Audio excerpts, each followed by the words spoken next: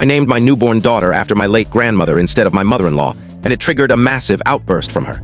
She caused such a scene that hospital security had to intervene, and later, she breached a restraining order, leading to her arrest and her husband leaving her.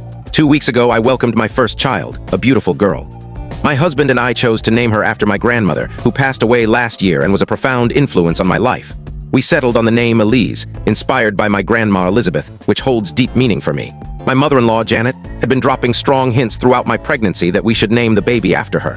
She has no daughters, only 2 sons, including my husband, and she repeatedly mentioned a family tradition where her mother named her daughters after their grandmothers.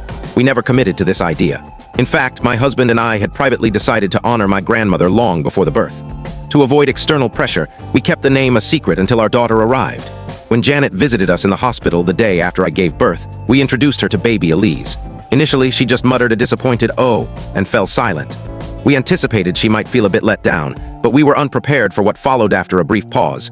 She began questioning why we hadn't used her name for either the first or middle name.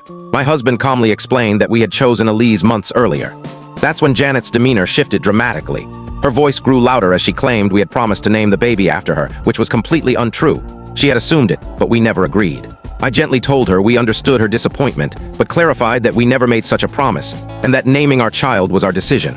That's when she completely unraveled. Janet started shouting that I had robbed her of her only chance to have her name passed down, and had disrespected her terribly. It was terrifying. This happened in the hospital recovery room while I was holding my newborn. My husband and a nurse tried to de-escalate, but Janet was inconsolable.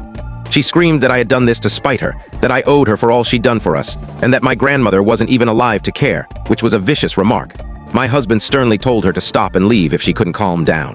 Instead, she lunged toward me. Whether to confront me or reach for the baby, I'm not sure. Instinctively, I turned to protect my daughter. The nurse, who had stepped outside, called security. Everything happened so quickly. 2 security guards rushed in, restraining Janet as she continued yelling. They escorted her out of the room and down the corridor. I was trembling and crying, and my baby was wailing from the commotion. I later learned from a nurse that Janet was removed from the hospital entirely.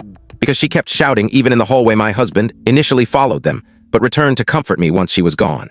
It was a traumatic and humiliating ordeal. Since coming home, I've been inundated with calls and messages from my husband's family. Janet has been telling everyone I intentionally snubbed her and broke a family tradition, claiming I caused her to have a panic attack by being cruel.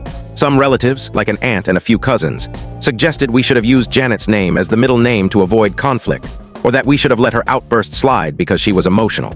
My husband and I are both furious and shaken by the incident. He's been fully supportive and just as upset with his mother. But I can't tell you the full story in short. To watch the full story, click the related link below.